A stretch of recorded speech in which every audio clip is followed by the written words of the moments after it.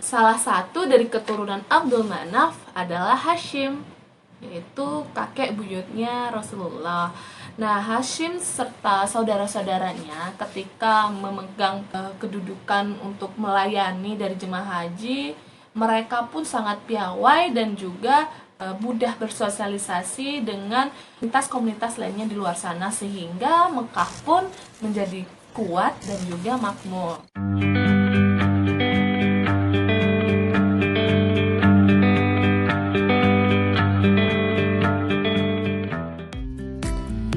Assalamualaikum warahmatullahi wabarakatuh. Tapi pun, hai di sana semuanya, selamat datang kembali di Aksara Hanan Channel. Makasih banyak buat Dunsana yang udah klik video ini dan mampir ke YouTube channelku. Nah, di video ini aku mau berkisah dari kelanjutan kisah sejarah kelahiran Rasulullah yang sebelumnya udah pernah aku kisahkan kepada Dunsana. Nah, buat Dunsana yang belum nonton part pertamanya, nih aku kasih link di pojok kanan atas ya, part pertamanya. Nah, Dunsana bisa tonton biar bisa nyambung cerita untuk part keduanya ini. Selamat menonton, terima kasih.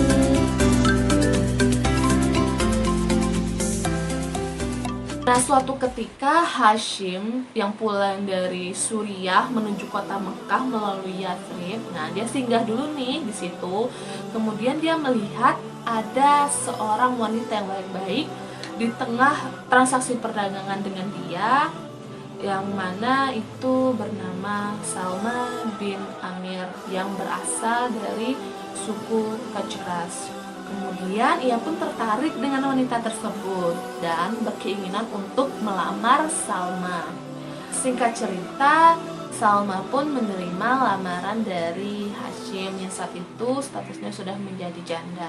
Bertahun-tahun Salma dan juga Hashim tinggal di Mekah. Akhirnya Salma memutuskan untuk kembali ke Yathrib karena diminta oleh ibunya, yang saat itu Salma sedang mengandung. Dan tak lama Salma pun melahirkan anaknya di Yathrib, dan anaknya tersebut bernama Syaibah. Bertahun-tahun kemudian Hashim meninggal saat perjalanan ke Gaza.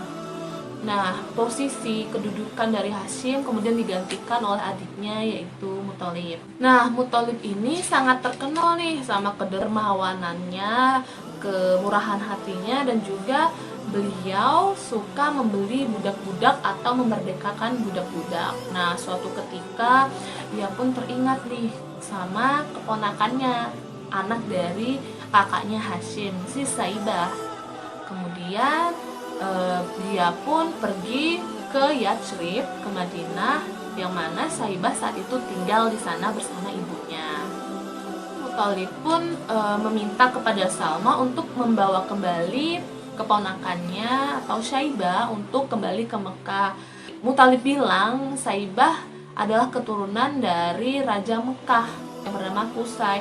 Ya, barangkali nanti kalau misalkan dia kembali ke Mekah, anak ini bisa menjadi orang yang terpandang atau memiliki kedudukan di sana. Akan tetapi Salma pun menolak. Nah, terjadilah nih perdebatan antara Salma dan juga Muthalib. Kemudian akhirnya Muthalib pun bertanya langsung kepada Syaibah, "Hai Syaibah, kamu mau ikut aku atau tetap tinggal di sini bersama ibumu?" Nah, kemudian Syaibah pun memilih ikut pamannya kembali ke Mekah. Nah, kemudian Syaibah pun diboncengi oleh Muthalib dengan untanya berjalan menuju kota Mekah. Nah, saat itu Syaibah pun kan diboncengi nih sama pamannya Muthalib di belakang Muthalib. Nah, jalan nih di depan orang-orang Mekah, dan orang Mekah kira itu adalah budak yang dibeli oleh Muthalib.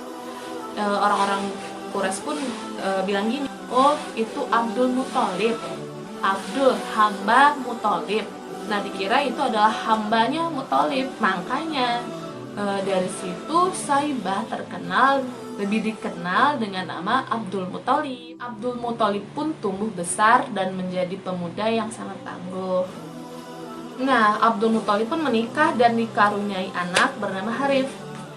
Kemudian Harith pun beranjak dewasa yang saat itu berusia 17 tahun. Nah, ayahnya ini bermimpi. Pada hari pertama dalam mimpinya itu dia mendengar suara yang berkata, "Galilah yang bermanfaat." Kemudian ia pun bertanya, "Apa itu?" Tiba-tiba suara itu pun hilang. Kemudian hari kedua Abdul Muthalib pun bermimpi lagi, mendengar suara lagi yang berkata bahwa galilah yang bermanfaat. Ditanya lagi, apa itu? Hilang lagi suaranya. Hari ketiga Abdul Muthalib pun bermimpi lagi dan mendengar suara itu lagi, galilah yang terjamin. Ditanya lagi, apa itu? Hilang lagi suaranya. Hari keempat Abdul Muthalib pun bermimpi lagi, galilah air Zam-Zam.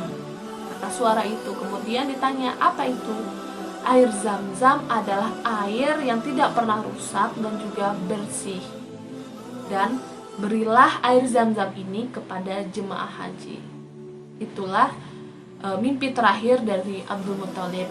Karena mendesaknya suara-suara dari mimpi tersebut, Abdul Muthalib pun berniat untuk mencoba menggali sumur Zam-Zam yang mendapat petunjuk dari mimpi tersebut. Nah, akhirnya singkat cerita ditemukanlah lokasi yang tepat, di mana lokasi tersebut tepat di depan Ka'bah di antara patung Ishaq dan juga patung Nailah. Kemudian Abdul Muthalib pun mencoba untuk menggali, dan dia tuh membawa anaknya ya, si Haris tadi. Nah, kemudian dia mencoba menggali lokasi tersebut, tanah-tanah tersebut digali, dan dia meminta kepada anaknya, jangan ada satupun yang mengganggu aku menggali, katanya kayak gitu. Tolonglah disibukkan atau dialihkan orang-orang yang menggangguku. Karena emang pada saat dia menggali itu memang ada jemaah haji dan juga menarik perhatian dari orang-orang Quraisy. Nah, akhirnya memang banyak sih yang ngomong, itu kenapa Abdul Muthalib tuh ya. Nah, kayak gitu sebanyak omongan-omongan, tapi tetap aja tuh Abdul Muthalib gali. Akhirnya ujung paculnya itu menyentuh permukaan sumur tersebut. Nah, terus digali, akhirnya tak lama keluarlah tuh air dari situ.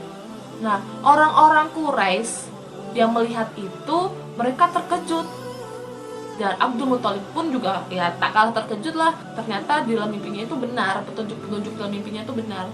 Dan Abdul Muthalib pun berkata, Allahu Akbar. Kemudian orang-orang Quraisy yang melihat itu langsung menghampiri gitu kan, terus kata si orang-orang Quraisy, wah ini air punya kita. Lah, terus kata si Abdul Muthalib, dari mana bisa ini air kamu? Orang saya gali, saya dapat petunjuk dari mimpi, kenapa bisa ini punya kamu? Lah, terjadi lagi cekcok, debat gitu mulu ya. Nah, emang kayaknya ya manusiawi kali ya terjadi pertentang percekcokan ya, berarti emang zaman dulu kayak gitu sih, manusiawi gitu. Akhirnya dari percekcokan itu mereka pun berniat untuk mencari penengah atau hakim. Nah, akhirnya mereka memutuskan mencari hakim dari Bani Sa'idah, seorang wanita yang cukup disegani saat itu ya, mungkin bisa disebut dukun saat itu, dari Bani Sa'idah yang ada di Madinah. Nah, mereka pun datang kan menghampiri wanita tersebut. Datang mereka antara tokoh-tokoh Quraisy dan juga Abdul Muthalib serta anaknya. Dan sampai di rumah dari wanita tersebut atau dukun wanita tersebut, akhirnya mereka mendapati bahwa dukun wanita tersebut tidak berada di tempatnya atau di rumahnya. Nah, kemudian ditanya, kemana nih dukunnya? Kata Abdul Muthalib. Dijawab sama orang yang ada di rumahnya itu, ya wanita itu pergi ke Khaybar. Tokoh-tokohnya suku Quraisy dan juga Abdul Muthalib menyusul dukun wanita tersebut ke Khaybar. Dari kota Mekah atau Madinah ke Khaybar itu sangat jauh banget gitu kan ya. Nah, jalan akhirnya kan saat itu juga lagi musim panas, kebanyakan rutenya itu adalah padang pasir. Kemudian jalan di tengah perjalanan ternyata mereka kehabisan bekal dan juga air minum. Mereka berpikir kalau kita balik itu Mekah masih jauh katanya kan. Kalau misalkan kita ke Khaybar, kita nggak tahu nih Khaybar itu di mana, masih nerka-nerka gitu kan, merekanya bingung duduk dulu merekanya, Abdul Muthalib duduk dan juga dari suku Quraisy juga duduk berpikir dan mengadakan musyawarah dan mufakat gitu kan. Akhirnya si orang-orang Quraisy memiliki ide kayak gini, ya udahlah, kita nggak mungkin nih bisa hidup, nggak bisa bertahan di sini, karena kalau misalkan kita ke Mekah jauh, kalau misalkan kita ke Khaybar kita nggak tahu nih kapan nyampainya, kita juga baru sekali ini loh sini kayak gitu. Nah kemudian mereka berinisiatif untuk menggali kubur masing-masing, karena kita bakal mati nih di sini nih, yaudah kita gali aja kubur masing-masing, dan nanti siapa mati duluan dikuburin sama teman-temannya, ya minimal tinggal satu orang lah yang nggak dikubur gitu. Cuman Abdul Muthalib pun nggak mau menyerah nih, pantang menyerah. Mungkin Abdul Muthalib berpikir bahwa gue udah capek-capek bermimpi, udah capek-capek gali, kok ujung-ujungnya meninggal kayak gini, nggak mau lah, coba dulu, siapa tahu Allah ngasih petunjuk gitu kan. Kemudian Abdul Muthalib pun bergegas naik ke atas untanya bergerak, dan kemudian nggak lama dari kaki unta yang beranjak dari tanah muncullah air, keluar air. Orang-orang Quraisy pun berkata, air Zam-Zam itu adalah milikmu Muthalib. Jadi sejak itu air Zam-Zam adalah milik dari Abdul Muthalib.